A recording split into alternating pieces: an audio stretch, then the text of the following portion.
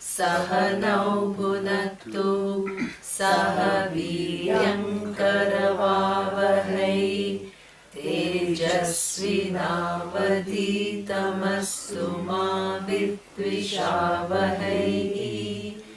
Om Shanti Shanti Shanti.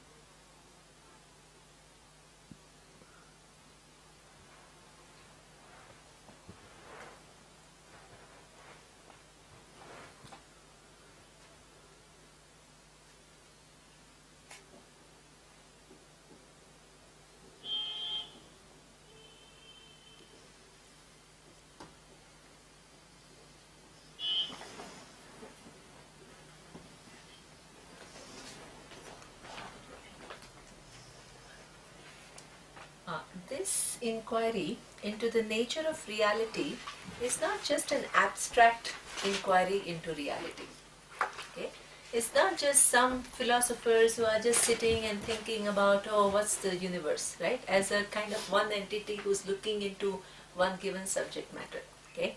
It is meant for what? Mumukshu. What is mumukshu? Muktum ichuhu. Okay? What? The person who is desirous of one's own liberation. Okay? So that means that it's not just, that's why you call it a spiritual pursuit. Okay? Because you are very much involved. Okay? You want to become alive to realities for what? Finding your own ultimate freedom and contentment. Okay? So that means knowing of the reality is connected to what? Liberation. Your personal liberation. So that means if you spend your life not knowing the reality, okay, or continuing to project your own conclusions on the reality, what happens? You don't reach the goal. You don't exactly. That means if there is something that which is limitless, and if you don't see it as limitless, you see it as what? Limited. Between limited and limitless, what is the distance? Infinite. There is a, can you see the gravity of the error? Yes. Okay. So that means, what is my attempt is to know the reality. But the reality happens to be the most desirous thing, okay, for me. Okay. So therefore, I have no choice but to remove my distortions and begin to see the reality in its true light. Because by doing that, I am helping myself. I am solving the most fundamental problem that each one of us has when we engage in the world. What? We look for fulfillment. Okay. Do we find the fulfillment? No. Okay. So that means we are looking for solution to what? My fulfillment. Where does the solution lie? In knowing the reality. In knowing the realities. Okay. So knowing the realities, as we had said, includes three things. Knowing the reality of the cause of the universe, knowing the reality of the universe, and knowing the reality of I. Okay? Up to now, what have we seen? Knowing the reality of The universe. the universe. What is the universe? Ishvara. Ishvara. So that means the cause of the universe, okay, is now not separate from the universe. What is the relationship between the universe and the cause of the universe? It is Satya Mithya relationship. Because it is a Satya Mithya relationship, the universe depends entirely upon the cause. While the cause, does it depend upon the universe? No. Okay? Because the relationship is that of Satyam and Mithya, therefore you arrive at oneness.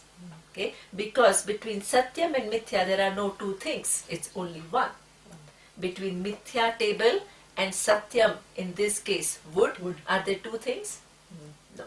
So every time, the very fact that you say something has a dependent reality means it has no real existence of its own. Okay? So that means what it depends upon, okay, is really one thing. The dependent reality has no separate existence. Okay? Therefore you arrive at one. If they both enjoy the same order of reality, you don't arrive at one, you arrive at many. Okay? So up to now, we have looked into what? The universe. It is what? Mithya. It has a dependent reality. Dependent reality on what? The cause. The cause. What is the cause of the universe? All knowledge, all power. Okay? So that means, and that is where it pervades everything. What does everything mean? The whole universe. The whole universe. What does whole universe mean? Forms, laws, Forms, laws, order. orders, Yeah. physical, subtle, causal. Okay. Very important. Right? Okay? That's what the cause. That means the whole Jagat is mithya. As of now, that all knowledge and all capacity is what we call Satyam. When the relationship between Satyam and Mithya is such that Mithya depends upon Satyam, whereas Satyam is independent of Mithya, therefore you come to what? One. Okay. Now, the other question, which is who am I, okay, is still remaining. Okay. So we have looked into this question because the understanding of reality includes three things: me, the universe, and the cause of the universe. Okay. So now we are focusing on what? I. Okay. So Mumukshu is not only interested in the cause and the universe. Okay. The Mumukshu is also interested in knowing the nature of I. In knowing the nature of I and the relationship between I, Jagat, and the cause of the universe is the freedom. You can't have a partial understanding of things because in this Jagat there are three things. There is me who's looking at the universe, there is the universe, okay, and then what has brought about this universe. Okay, so that means if I focus on only one thing, which is I, can my understanding of what is be complete? No. No. If I focus only on the cause without inquiring into I, is my inquiry complete? No. If I focus only on Jagat, okay, and not on the cause and I, is my inquiry complete? No. So that means in order to solve this whole puzzle, you need what? The link between The link, not only each one you need to understand thoroughly, but you need to know the link between the whole. Right? That's what completes the whole vision. Otherwise, it is partial looking into realities. Okay? So, now we move to the third and the very critical part of Vedanta, which is looking into the nature of I. Okay? What we have seen so far, who am I?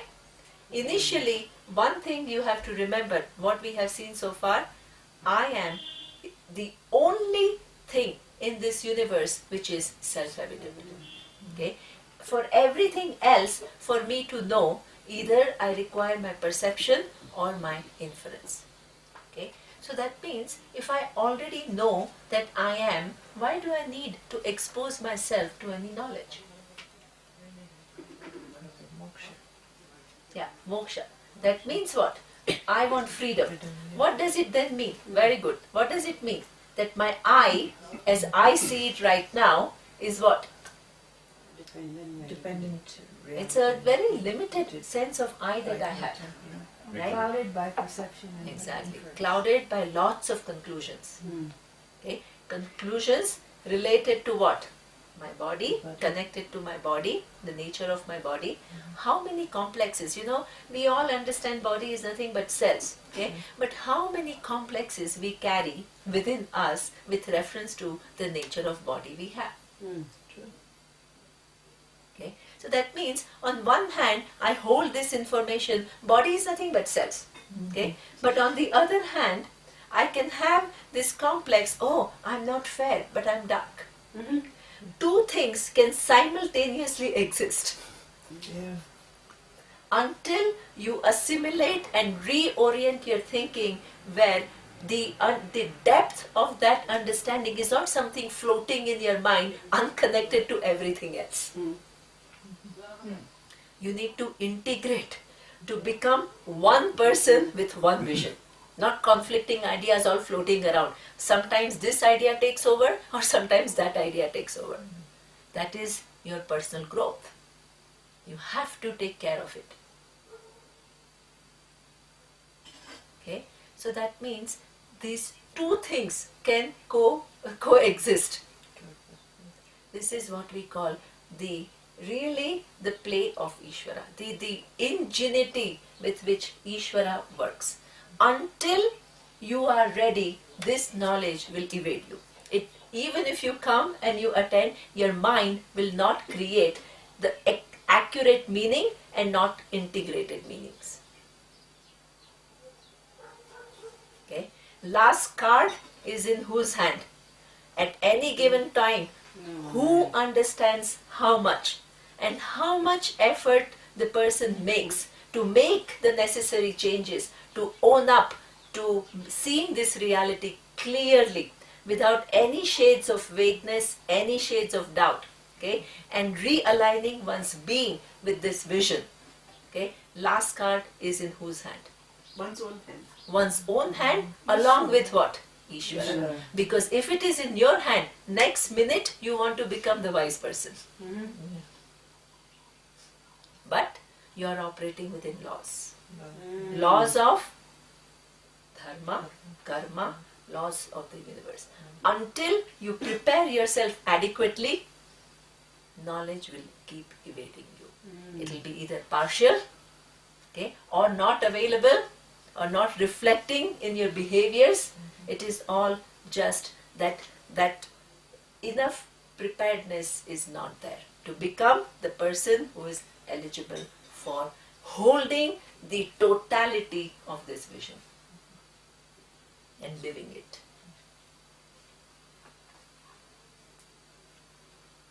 Okay, so this is what is extremely important to understand. That means your whole life is oriented towards what? Listening to Vedanta again and again so that you can refine your understanding, and then what?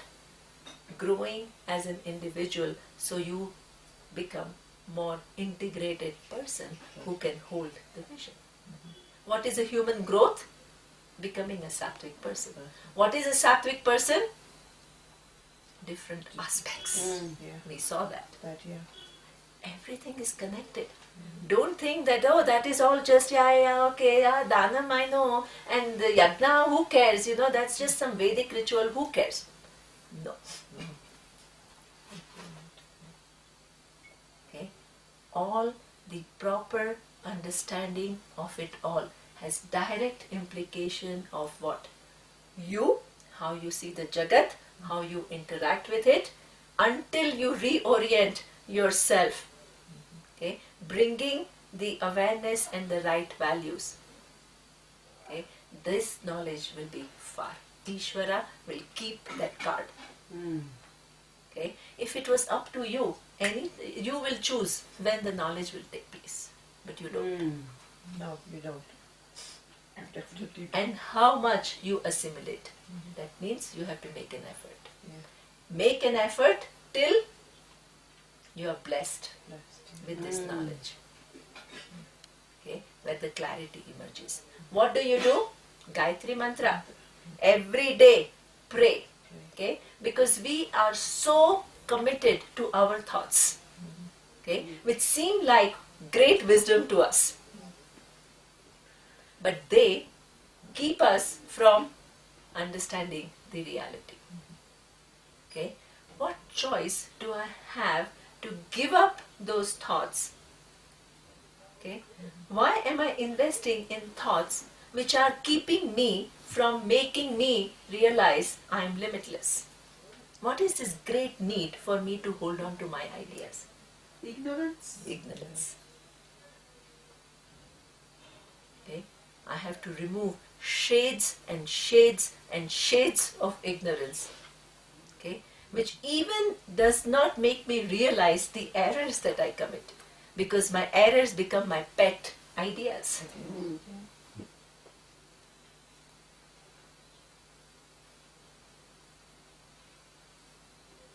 Okay, so that is what we say reorienting and growing as an individual. Okay, now let's come back to this final reality about nature of I. Okay.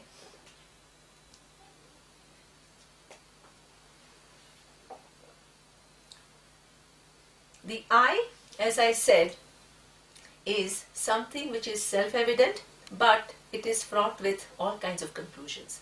So how does the pramana help me? This pramana is Veda. Okay? The words of the Veda, what does it do? Remove all these conclusions so that you can see the I in its proper light. Okay? So there we have seen I am not the body. Okay? Then I work to make sure that I don't suffer from the feeling that what? I'm dark.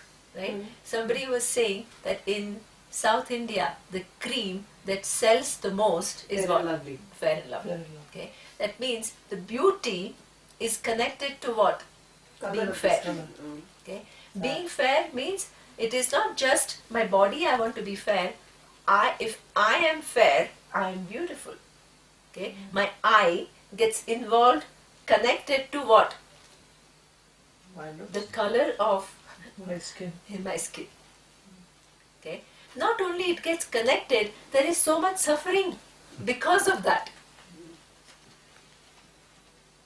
Okay? Entanglements, complexes, envy. Then I see somebody fair, what happens? I'm jealous. Okay? Entanglement which is not ordinary.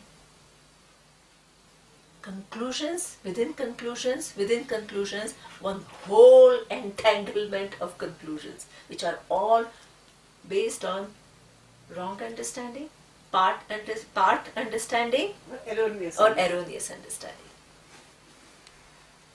Then I find they have a hold over me. So when this happens, this knowledge happens, okay, these conclusions, initially they have more power. Much more power. It takes over my vision and my actions. Slowly, slowly, what happens? With effort, the wisdom prevails.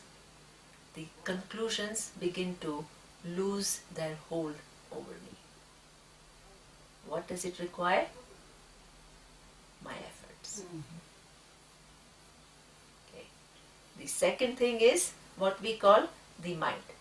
The mind, my I is loaded with what? When I make a statement, I am sad, I am happy, I am down today, I am anxious.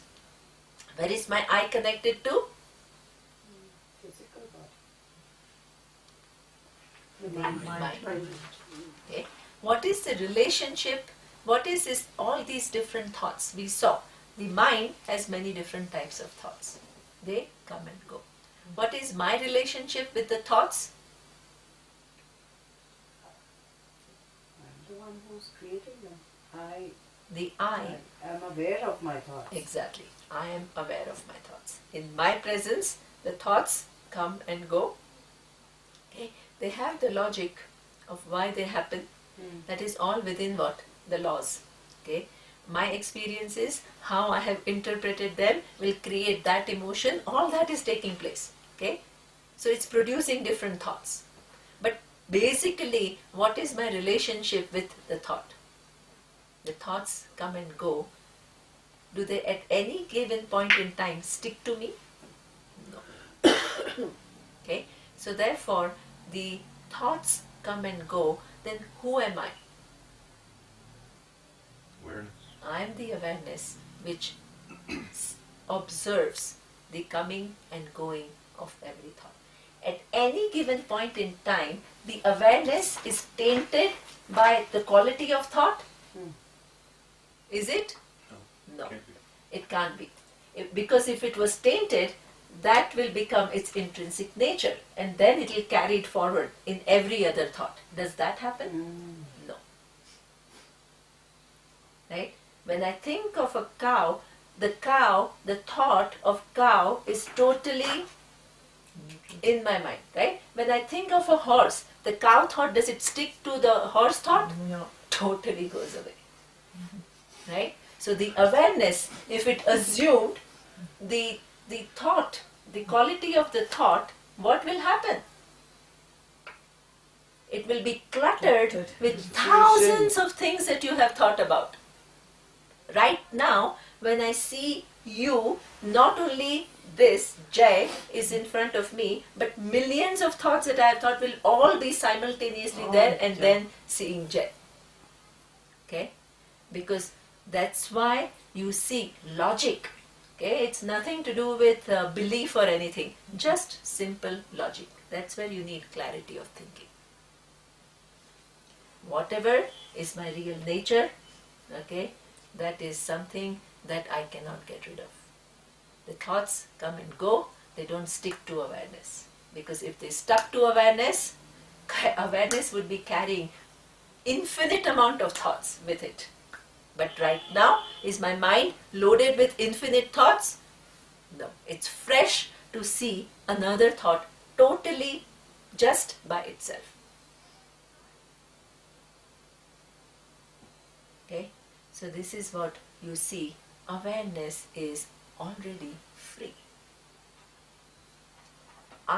If I put my I not in what?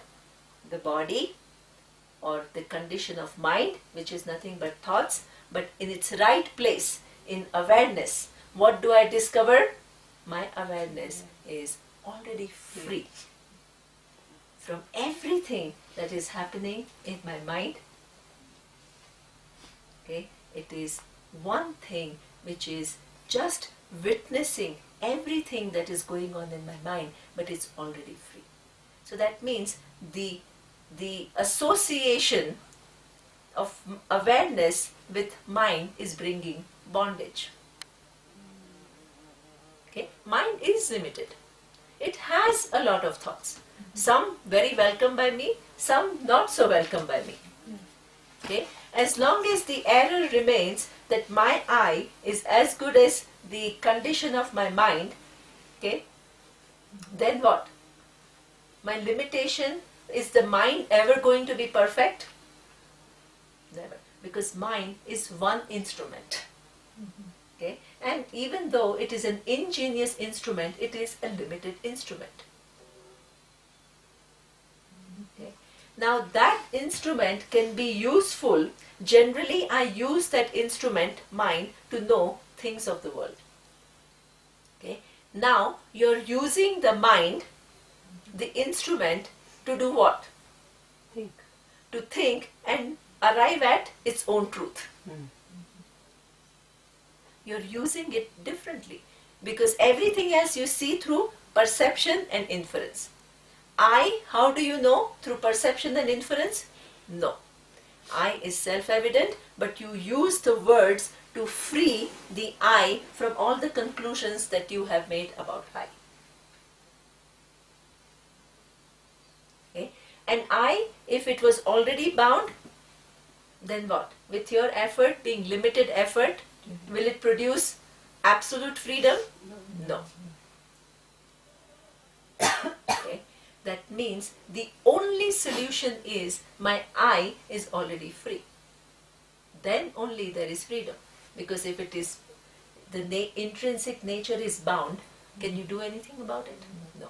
Because by definition, whatever is the intrinsic nature cannot be given up. Okay? The only solution is that my I is already free. Now, that is something which would be a belief, okay, but it is not. Why? Because this awareness, when I say the word awareness, consciousness, have you ever objectified consciousness? But you all understand the meaning of consciousness. How? Where is that consciousness available to you? In your mind. Okay?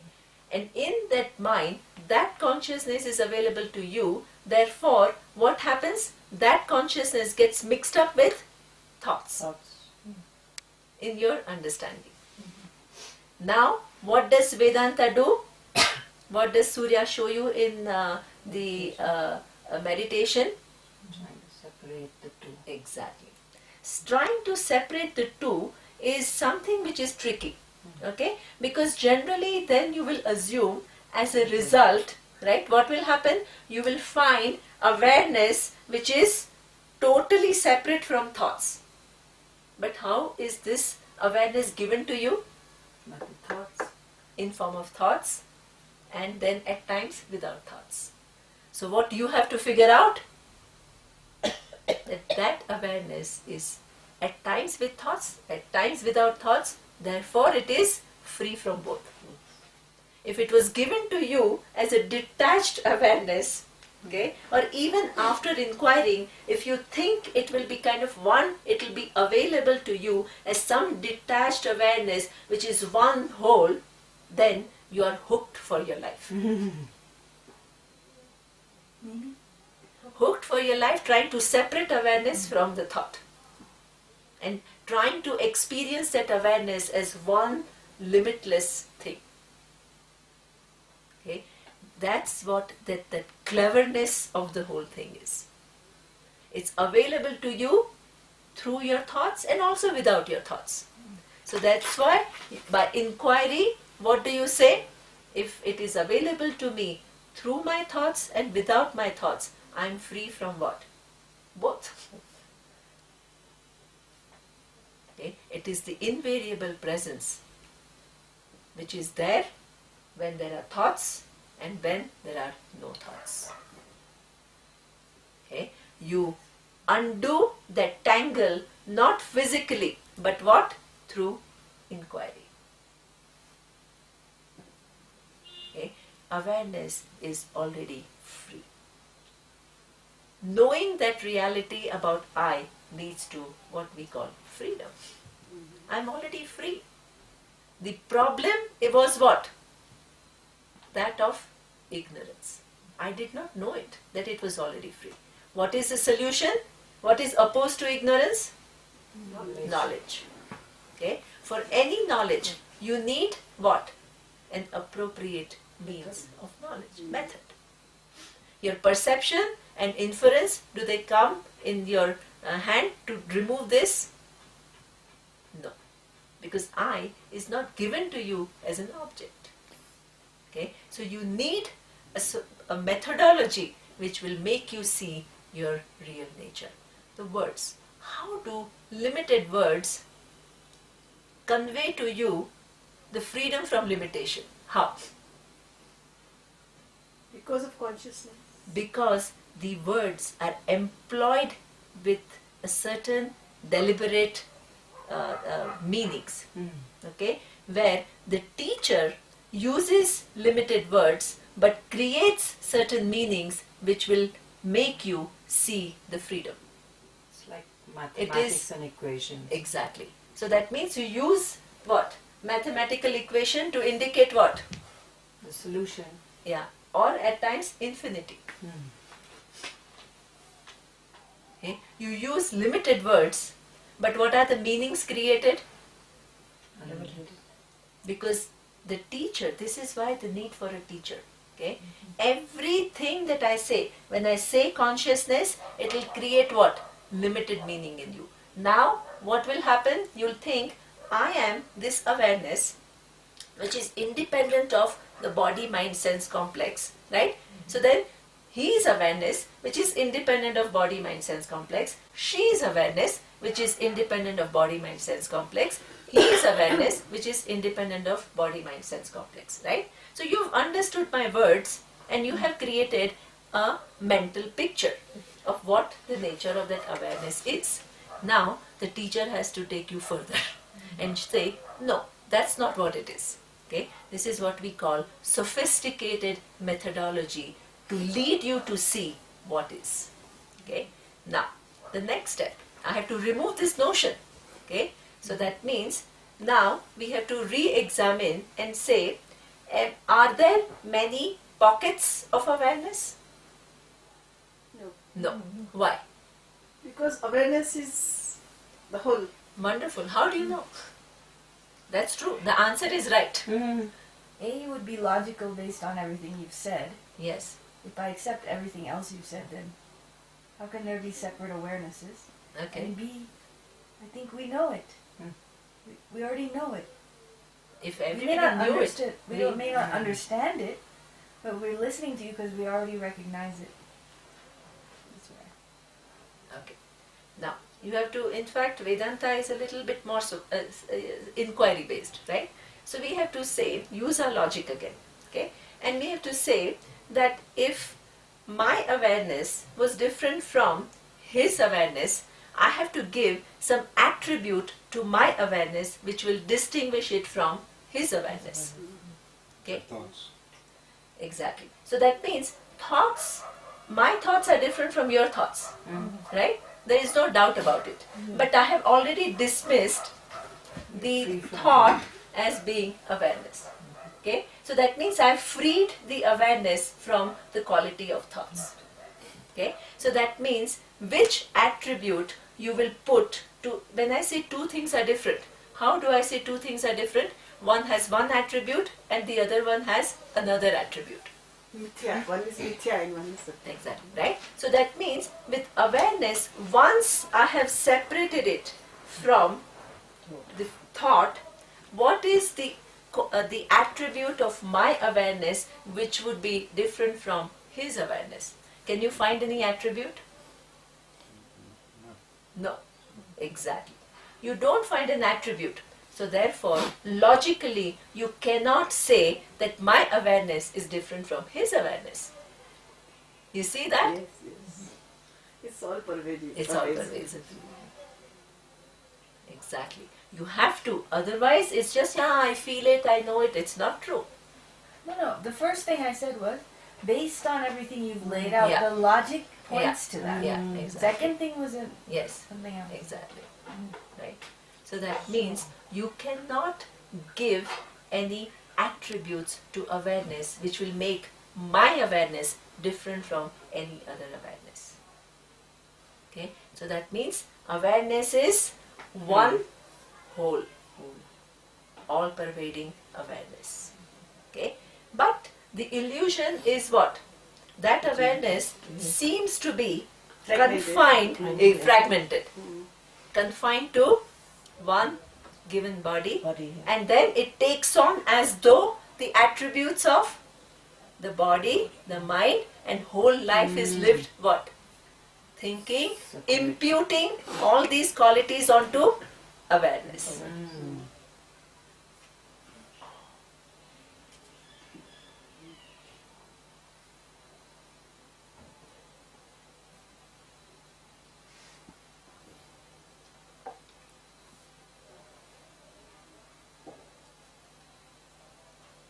Okay.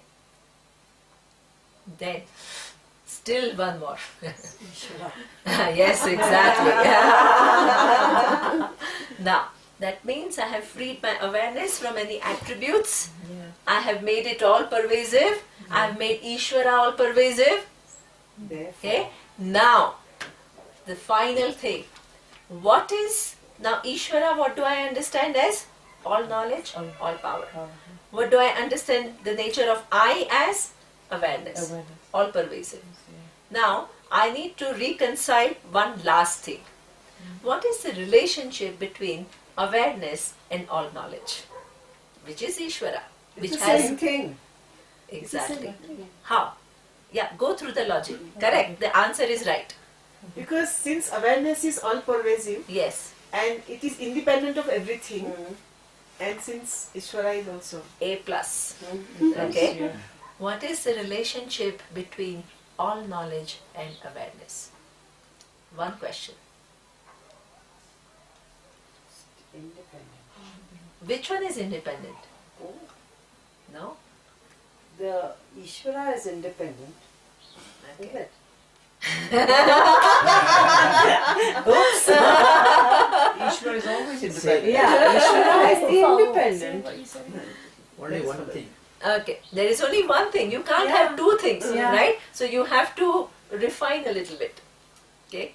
Because otherwise you'll have two things independently existing, limiting each other. You can't have. to think. Right? So that means you have to figure out a relationship between awareness and all knowledge and all power. You are given a clue. It is the same actually. Yeah. Exactly. Yeah. How is it a same? Tell me how is it a same? It's all knowledge.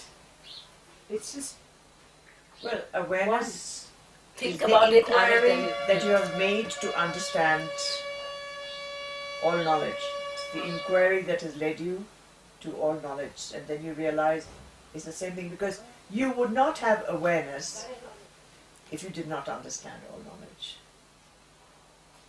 or didn't have a link with that. The awareness is all pervasive. Yes. And Really? All knowledge, all omnipresence, omniscience, omnipotence are all facets of something that is one. Yeah. So what They're is the just relationship that's with just our division, so we can try to grasp the whole. there is no difference. It is the same, right? There You're should not asking be us how two it's limitless. there cannot be two limitless. Kashi is right, Right. right? So that means Kashi is absolutely right. So you have to find a solution now. You can't say awareness It's right? limitless and Ishvara is limitless. You can't have that. Logically, both you are can't the have that. So how are they same? Tell me one thing. So all So knowledge is physical, subtle, and causal, and awareness is part of the subtle, right? no. Awareness is No. also all Awareness knowledge. is awareness Awareness is is nothing but knowledge of Ishvara. No, okay. So Awareness. okay. Now what they were saying is slightly different, right? Because in the scientific world, the consciousness is what we call epiphenomena. Means that when the neurons come together, there is the consciousness is produced. So he's placing consciousness in sukshma sharira. Okay? Like Are the we coma. talking about the No. consciousness? When we use the word consciousness, are we using it in that sense? No. No. Okay, what we are saying is, okay, so that means that there is that particular phenomena of your when neurons come together and they are able to think, that we are attributing to Ishvara. Okay, so that's not That's the subtle. yeah, exactly, right? So the meaning of awareness is not that. Okay, so that's why we incorporate when we say Ishvara includes subtle here and there. That's what that subtle means, which makes it alive. Okay. Here, when we are talking about awareness, we are not talking about that the being The conscious. sentient. Yeah. Otherwise, in coma, you're talking about Exactly. like a person who's in coma is not conscious. That's not the Exactly. Right? So the awareness that we are talking about is not something which is confined, it's not something which is part of your sukshma. That's not what we are talking about. Okay? We are talking about that because of which anything that happens in your sukshma sharira, which is all the different thoughts that you are aware of. Okay? So that means there are two things. You are right. Your answer is correct. One, it's one. But the relationship cannot be both are the same. And the relationship is Satyam and Mithya. I'll tell you. Okay? Which one is Satyam and which one is Mithya? Okay? Can all knowledge exist without awareness? No. No. You have to be aware of the all knowledge. Exactly. Exactly. without the presence of awareness or consciousness, there can never be all knowledge. But here you mean, by knowledge you mean kind of material knowledge. No, No, all everything. knowledge I mean Ishvara. Ishvara. Ishvara, which includes everything that we have discussed. I'm not talking about any material or anything. Okay? We are talking about the relationship between I, awareness, and all knowledge, which is Ishvara.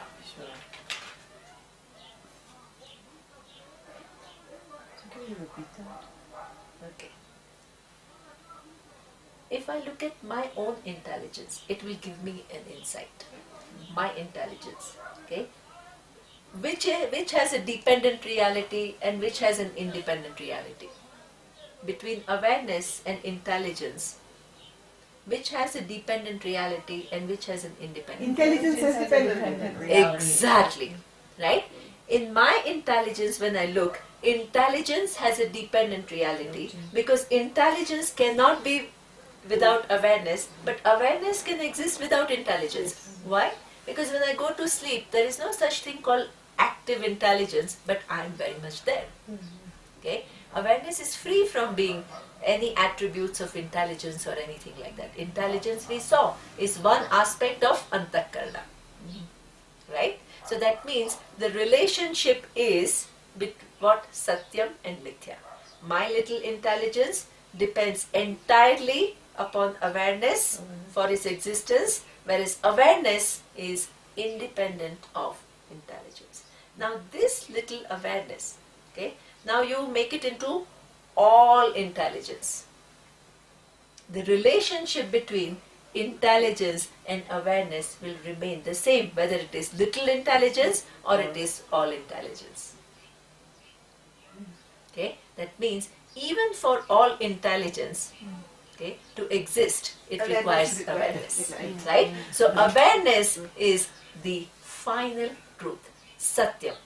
And then the all knowledge and all power which manifests in form of the whole universe depends upon that awareness for its existence. Okay? So that means I am. yes, exactly. Tat Tvam Asi. Tat, what do I find?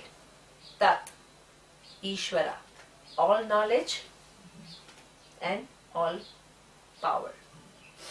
Tvam, me, the little individual. Okay? When I begin to look into the truth of this little individual, what do I come to? Awareness. When I look into the truth of this all knowledge and all power, what do I come to? Awareness. Awareness is the ultimate reality, Sat. Okay? The same awareness, when it appears as the total, you call it Ishvara. When it appears within that total, one little manifestation, we call it the person, the individual. Same awareness poses itself on one hand as the all knowledge and on the other hand as all these little knowledge, which we call individuals. Okay? To make it more concrete for your understanding, there is a very nice example of wave, ocean and water. Okay? Wave, the individual, I, okay, who is mortally afraid of going to the shore, okay, because that is my extinction. I look at other waves which seem to do so much better than me. I have all kinds of complexes, okay, all kind of feeling of lack, feeling of self-judgments, feeling of victimization. Okay. This little wave who's struggling for one's fulfillment, there is what? A wise wave, a guru wave, who comes and says, hey, why are you suffering? He says, look at this. I'm in this vast world. I'm going to go to the shore. I will be extinct. But while I'm living, there are all these people who are doing so much better than me. I have all kinds of complexes, and I have to deal with my life with all these burdens that I'm carrying, and I'm just looking for fulfillment. The Guru Wave smiles. Guru Wave says, hey, all these burdens that you are carrying are something which are due to ignorance. I'll make you re-look at what is. What is the first thing the Guru Wave does? Makes that little frightened wave understand that there is the ocean. Ocean, which what? Is one entity, it includes what? Many ways. All waves. Waves of the past, waves of the present, and waves of the future. Is the little wave isolated? No. It's part of the whole. Okay. Every other wave is what? Part of the whole ocean.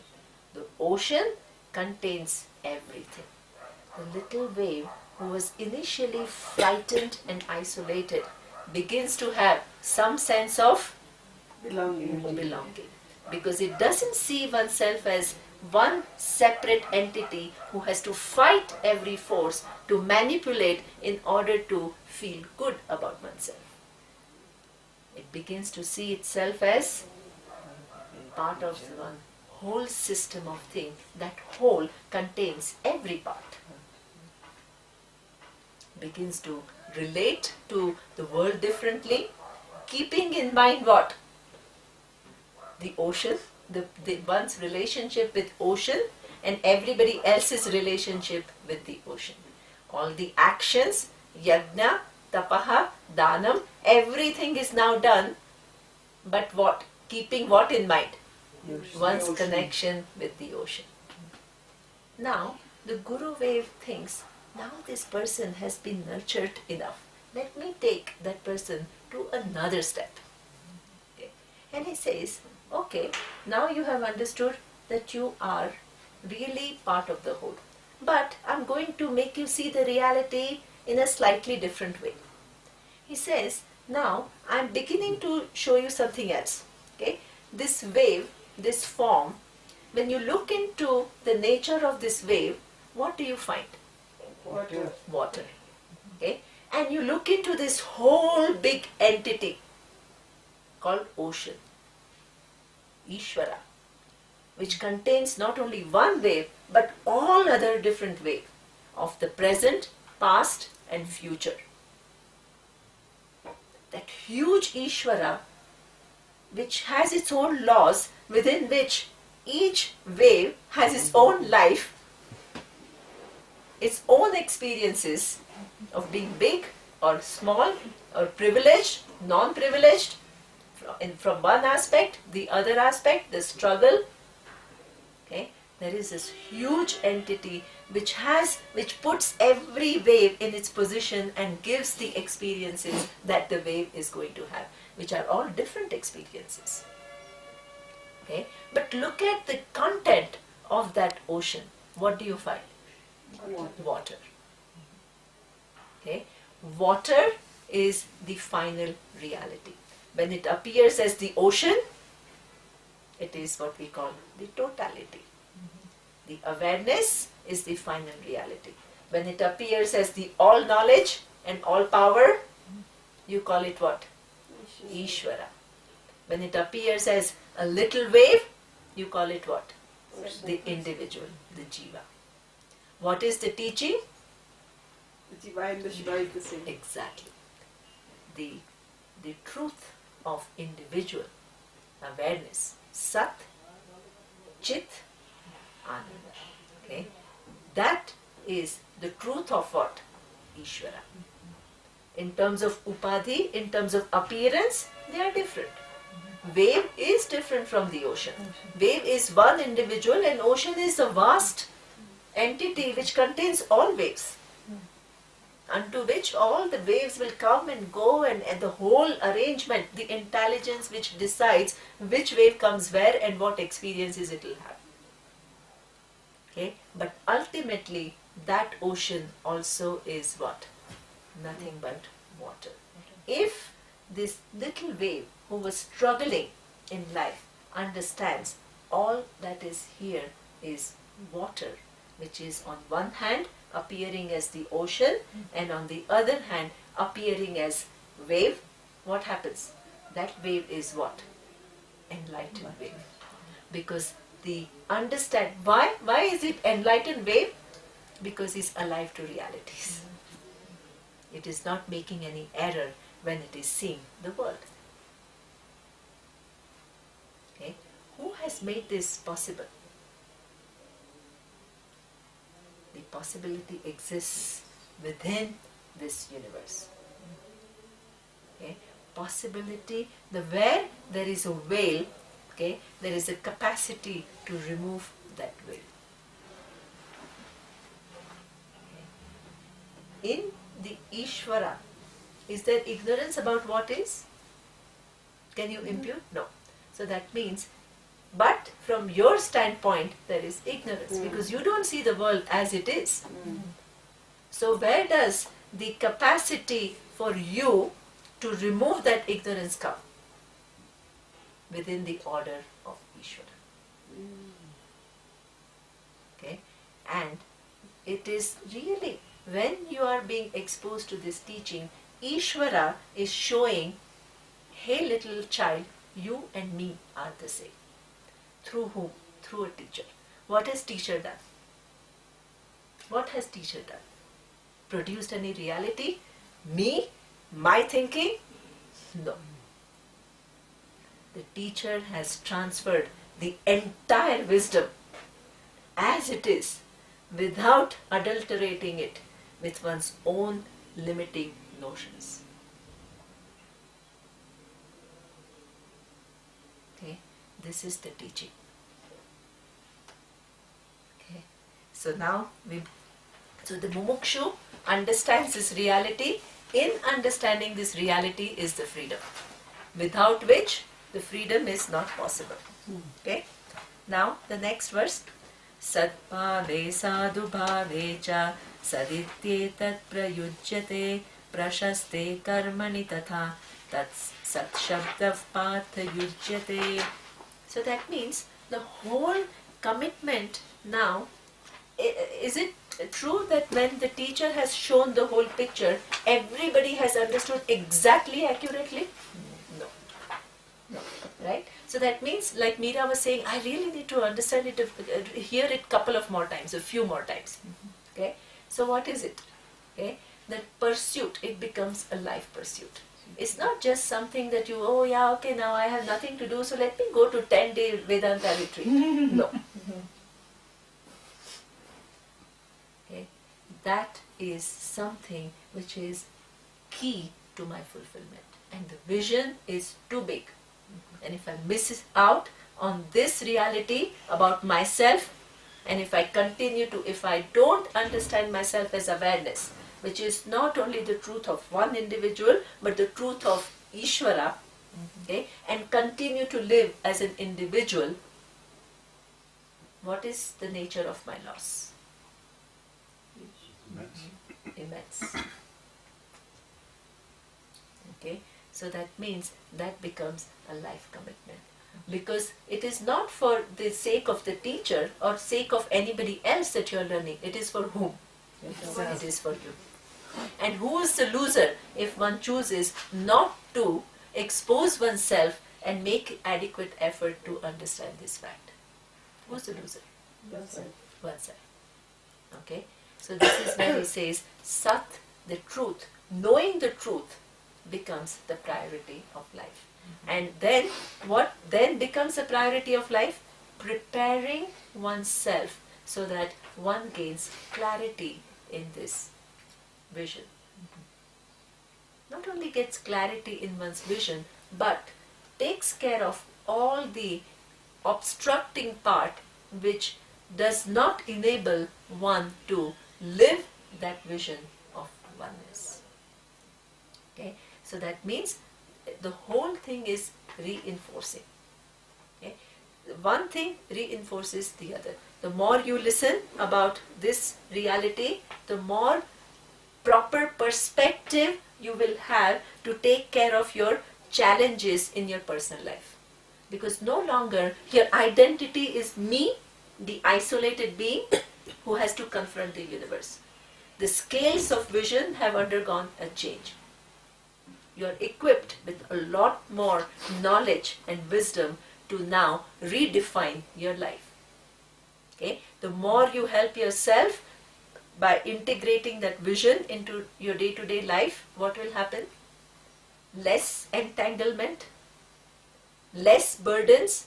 The less entanglement and less burden means when More you listen to attunement. this reality, it will become clearer. Yeah. That means there is a positive reinforcement.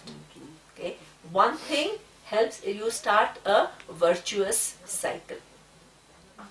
Virtuous cycle continues till the time at one point the reality becomes as clear as daylight, and there is no conflicting person who does not enable the person to live that freedom. Okay, and this is where in meditation what are you doing?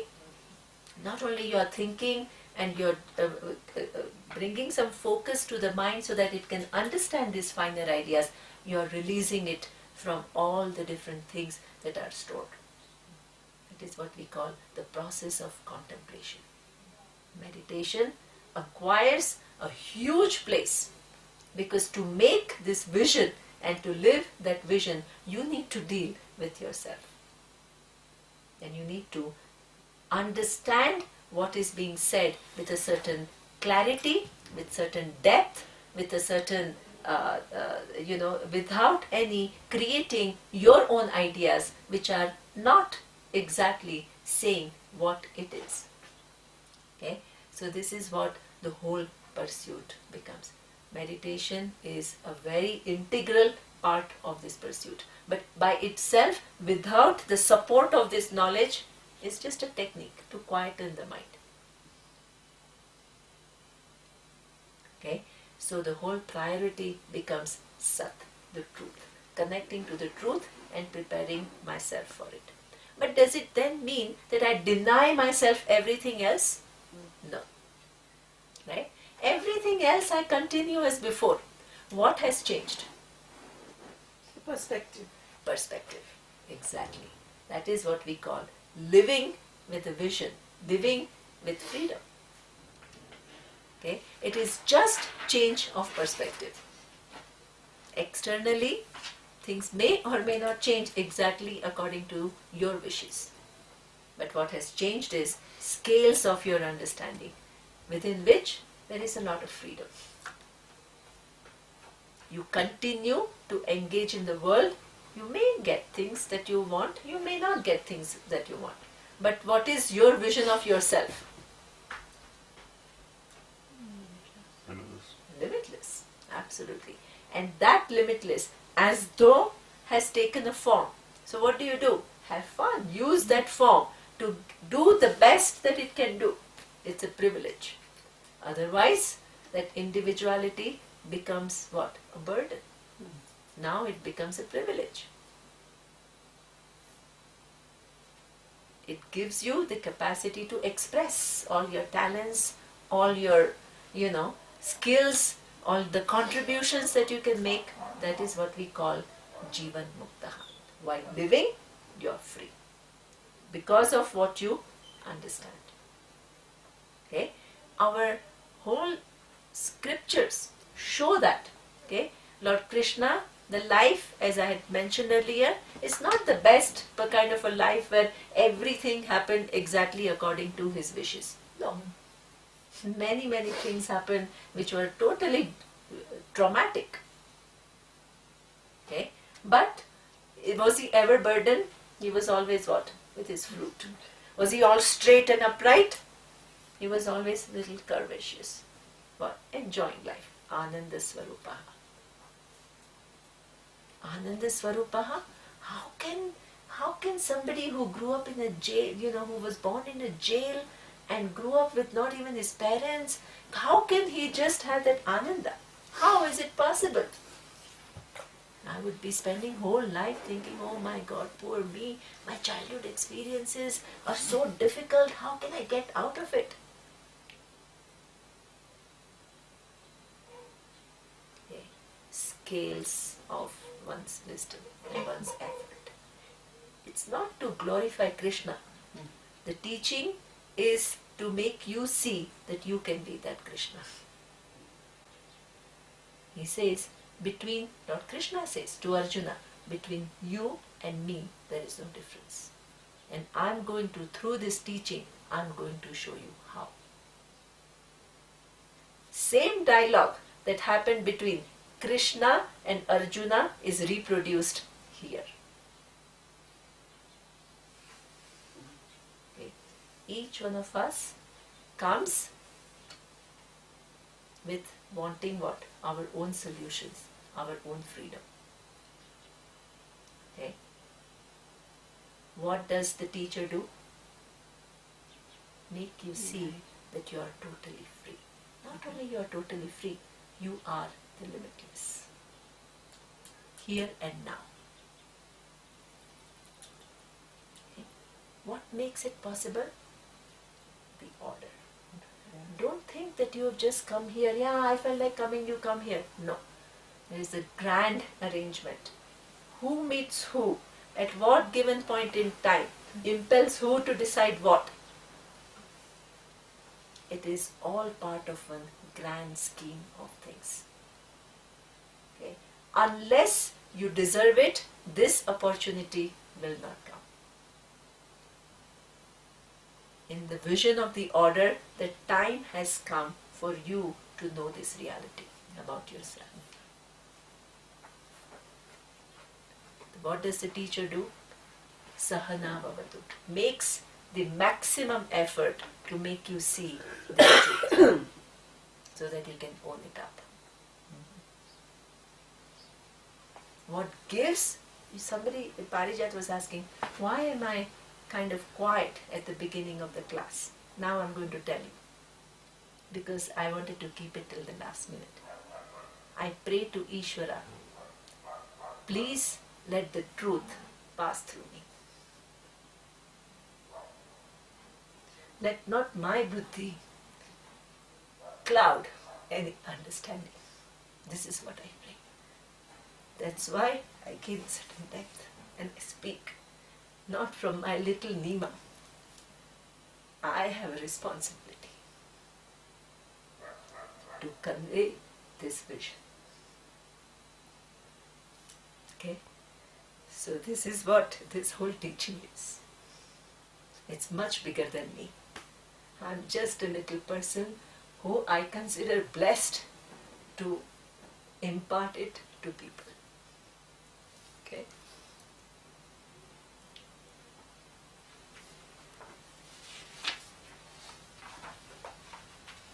So, what then it says, the next verse, Yajna tapasida neja siti sariti jochyate karma chaiva tadarthiyam sadityeta pidhiyate. Okay? So that means that now any commitment that you do, you can continue to engage in the world, the commitment becomes the sat. Okay?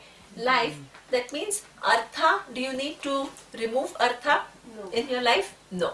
Kama, do you need to remove kama in your life? Dharma, you very much need. Okay? But artha, not for artha's sake. Kama, not for kama's sake. Dharma, not for dharma's sake. Everything for Ishvara, for my moksha. Knowing my identity with Ishvara. Okay? So this is what the whole life priority undergoes. The change. Even dharma for that. Even dharma Okay, for, dharma exactly. okay. Not for dharma's sake. Okay? Mm. Dharma for moksha. Everything else subserves my pursuit of freedom. Okay, so that becomes the mumukshu, the whole life gains a certain direction. In Katha Upanishad, there is an imagery. The imagery is very beautiful. Okay, you are, I think most of you may know this. You being a dancer, you'll know it. Okay, I don't know. In Katha Upanishad, there is what we call Ratha. Ratha is a chariot. Okay, then there are 5 horses. Okay, then you have reins, and you have a person who's driving the horse, the chariot, and then there is the owner. Okay, now the owner has to do what? Go to the destination. Okay, the chariot is meant for what? To take you from one point to the other. Okay, in this world you have come with what? Chariot. What is a chariot? Body. Your physical body, which will enable you to go to places. Okay, then you have 5 reins, 5 senses. Then you have the person who's driving this instrument. Who? Mind. Your mind and your buddhi. Right? Then for whom it is? For the person, the individual. Okay? So now, where does the individual need to go? Liberation. Liberation. Okay? In order to go to liberation, what do you need to do? Control the. You have to use the ratha. Okay? You have to take the right information through your senses, process it adequately in your mind, so that you can achieve your own freedom. Okay? Therefore, don't think this body is mithya, means it's not something that to be discarded. This is the greatest gift that is given to you to do this journey of moksha. Mind is mithya, body is mithya, does not mean it is useless. Please don't conclude that. It is an instrument. It is an instrument for you to recognize your own limitlessness. Okay? So please treat it with respect, treat it, make proper use of it to complete the journey. Okay? So this is what, anything that is required for that journey to be completed, you do that. You help yourself to that. Okay? And what all does it involve? It includes what? Dharmic life. What are the ranges of things that we have seen? Can you think about things that we have seen in terms of personal growth? 3 things that we've been talking about, the tapas and the dhanam and yajna. Yajna. And then the 3, in each of them they have the 3 types of things that you are doing. So, yeah, sattvic or rajasic or tamasic. Your pursuit is to go for the sattvic. Predominance. Yeah, predominance. Try to do your best to get there. Then what else? Also, what you eat. What you eat, exactly, certain values. What are the other values? Absolutely. What does the tapas include? Very good. Restraint or Yeah, but what kind of restraint? What kind of? in order to develop deliberate, being deliberate. What you eat, how you act, how you're with others, what is your speech. All that goes into your whole, Releasing your mind from all the burdens, guilt, hurt, Guilt, all hurt, of that is all self-growth. Don't exclude anything. Yeah, your dharma. Okay, your understanding of karma, which will give you a certain equilibrium to take situations, right, without being completely burdened by it. This chapter is just given everything that you do and say as a person. Like, it's given ways to be sattvic or predominant. Exactly. Right? Everything. Ranges, There's no- wide range of things which are required for you to grow. Otherwise, self-growth, maturity, all purity, it just remains an idea. Nobody knows exactly what one does and how to become that person. Here, things are concretized. So you can have an access with reference to, okay, here I'm fine, here I need to have a certain, I need to work on it.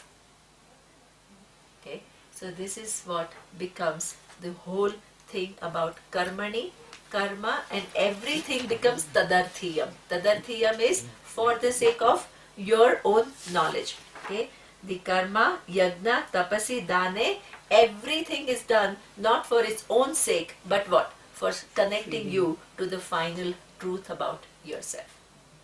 Okay, then he says, the last verse, it says, Ashraddaya hutam dattam tapastaptam krutancha yata asadityuchyate partha nachatat pretya no iha.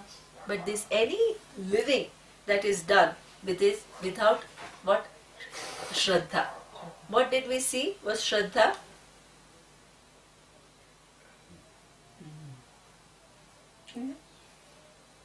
Devotion? No, not devotion. Commitment to the Commitment, truth. yeah, right? commitment. The truth. Commitment to the truth. The whole Understanding. set of your commitment. Okay, that commitment, the integrity, okay, the clarity. Okay, what does it translate into? Clear understanding. Clear understanding of so many different things. Okay, so that means your commitment is to what? A range of things, that whole value system that we talk about. So, I had written commitment to seeing things as they are. Yeah, That's Shraddha. exactly, that is Shraddha. Right? So that means your Shraddha, if you don't have Shraddha, where do you operate from? The other day, what Parijat was saying, your Raga and Dvesha. They dictate your life. What you like, I want. What I dislike, I want to avoid. That becomes the whole commitment of life. Now, what becomes a commitment to life? Seeing See things things as as they are. Because when I see things as they are beautiful. Okay? I think today Alka was saying, right? She says the whole process is beautiful. Okay? So that means even if you don't understand in totality the nature of Ishvara, the nature of your own limitless, okay? The very process of hearing and making an effort, is it difficult? Okay? Is it something which is painful? No, it is beautiful. Okay? What more can please you than to say that you are limitless? You're free from all the different notions that you're carrying about yourself. What can be more free? What can be more beautiful than that? And if it was just positive thinking and putting you on a trip, that would be dangerous. But if it is the reality about yourself, and you're led to see that reality about yourself, and you give up all your limiting notions, the whole journey is beautiful. Okay? Journey of clarity. Journey of giving up one's Limiting ignorance, identity. limiting identity. Entanglements. They are well entrenched entanglements. Slowly, slowly. There is a beautiful, I think in Mundaka Upanishad, okay, there is this Hridaya Granthihi, the entire entanglement when the knowledge takes place is what? Slowly, slowly, what happens? The whole, if there are 10 or 20 knots there is and then a rope, and I make 20 knots and I give it to you, and I want you to free it. What will you do? At once can you free it? One at a time. No. One One at a time. You first detect one knot, you free it. Then you find, hey, but that's not over. There is another knot there. What do? You slowly free it. You have not freed the whole thing, but does it mean that you are equally bound as before? No. No. The journey has begun. The journey has begun. Right? The very first that you have untangled, will help you to do what? Untangle the next. The next, the next. Each one will contribute to what? The final freedom. Journey has begun. Whether you like it or not, nobody can remain untouched. Like all of you said, that guy who was highly critical, even though he did not probably get everything that he could have got, did it completely go waste? No. It will at some point in time. Little knot, after little knot, after little knot. Okay, it will bless him. No effort made in this direction can go to waste. This is a very, very mark the minute the person comes to this knowledge where it shows, where the starting point is not that you are bound and I will do something to make you free. The starting point is you are free, I will show you how. Very different.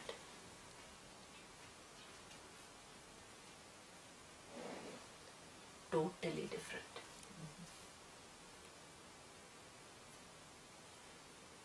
Okay. Once this journey is begun, okay, it will continue to bless you. But what's your responsibility?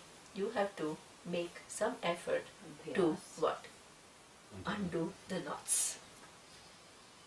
One after the other. Without self-judgment, as Surya was saying, without self-pity. Okay. It is all just every issue of mine is resolved in the awareness of Ishvara, the grand order. When I need help, I ask for help. This is from whom will I ask for help? Everybody else is equally helpless. Who do I ask for help? Ishvara. Take me from asatoma sadgamayaha, tamasoma jyotirgamayaha, mrityorma amritam gamayaha. Take me from asat. Asat means my ignorance to sat, the light of truth. Tamaso. Tamas means what? Out of my afflictions. Jyotirgamayaha, to clarity. Mrityorma, the clarity, the more I clarity have about things, mrityorma, my mortality to immortality. I pray. Because I need help. Okay? There is no Vedanta. Don't think Vedanta is all. People ask this question, oh, if I am the awareness, which is the truth of everything, why do I need Ishvara? Yeah. Oh. Very common. The wave says, I am water, why do I need the ocean? Ocean is a reality.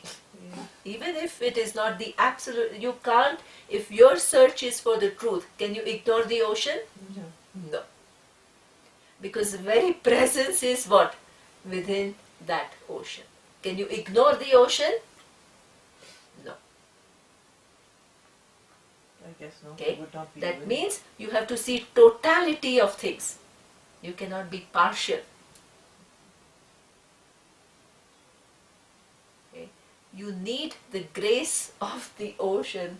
The wave needs the grace of the ocean to see the reality of water, because all the possibilities exist within that. The guru wave exists within what? The ocean.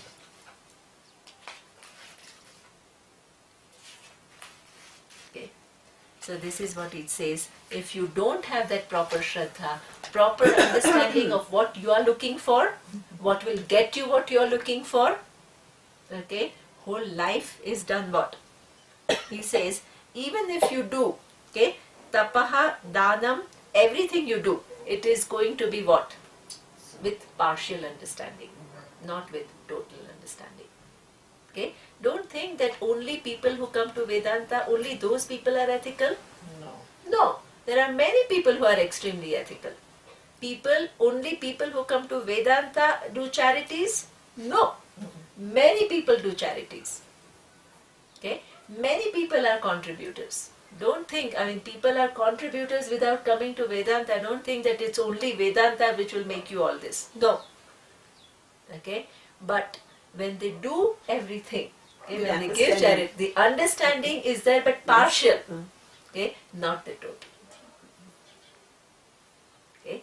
Within that partial understanding, they are very evolved individuals. We are not looking down upon them. Okay? But the totality is not very clear. So therefore, if the totality is not very clear, then the nature of engagement with the world is still what? Fraught with some vagueness. Okay? Like I gave an example, a very well-meaning person who's a social worker who wants to do good for people. Okay? But will everything happen according to one's wishes? No. So you have politicians who come in your way, you have the people themselves who don't see the value of what you are trying to teach them. Okay? So with very best intentions, very noble, okay, who's focused on contribution and not on one's personal gratification, okay, but when things don't happen as you have imagined to be or wanted to be, what will you carry? Certain frustration. If you don't understand the totality of the picture with the best of the intentions, okay, all these frustrations are unavoidable. The world is designed in a way that it will push you to understand the reality. Until that takes place, there will be struggles. Because the struggles, if they impel you to come out of your comfort zone, your belief systems. They shake you. Shake you to now shake you. Either you can just be shaken and be further miserable, or you can help yourself to increase your wisdom. That choice belongs to you. Okay? So with that, I will end the class. It just is the end of the 17th chapter. It says, Om Iti Srimad Bhagavad Gita Su Upanishatsu Brahma Vidyayam Yoga Shastre Shri Krishna Arjuna Samvade Shraddha Traya Vibhaga Yogo Nama Saptadashodhyaya. So this is the 17th chapter of what? Bhagavad Gita. What is Bhagavad Gita? What is said in Bhagavad Gita is also the vision of Upanishad. Bhagavad Gita Su Upanishatsu. Okay? What is the subject matter of Bhagavad Gita and Upanishad? Brahma Vidya. Okay? The Vidya about Brahman. What is this Brahman? Big, which is limitlessly big. What is that limitlessly big? Ishvara. And you. Don't forget to include you. Okay? That Brahman is the truth of both the Ishvara and you. Right? Brahma Vidya, and along with that is Yoga Shastra. How do you grow to be the person who is eligible for this reality? So it's not only Brahma Vidya, all this Yajna, Tapas, Danam, this Dharma, all this is what? Yoga Shastra. Okay? Yoga Shastra. And how did it all take place? This whole knowledge? Shri Krishna Arjuna Samvade. Okay? There is a dialogue between the teacher and the student. Okay? What kind of a dialogue is this? Not just some discussion or samvade. Samvade means the teacher is equipped with a certain methodology to make the person see this truth. Okay? Otherwise, even if you say, okay, you are the whole, it's a statement of fact. Right, yes. But what you will understand out of that? Nothing. Each one will go away with one's own understanding.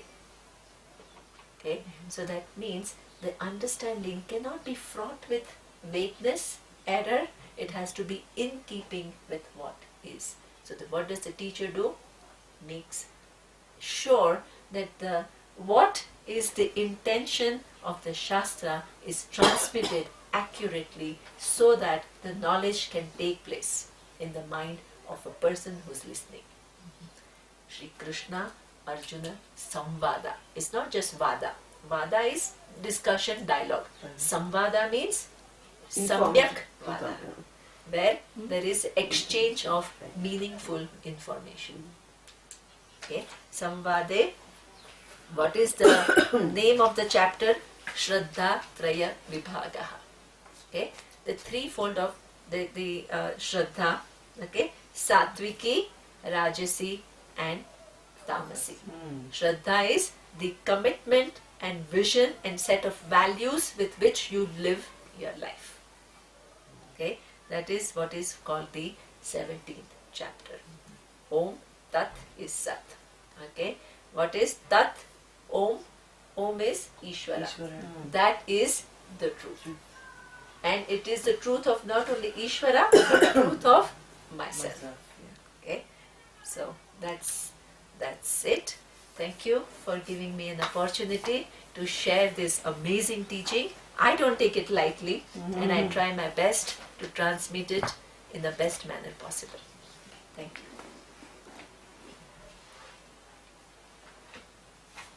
Om Purnamadav Purnamidam Purnat Purnamudachyate Purnasya Purnamadaya Purnameva Vashishyate. Om Shanti Shanti Shanti. Om Shri Gurubhyo Namaha. Hari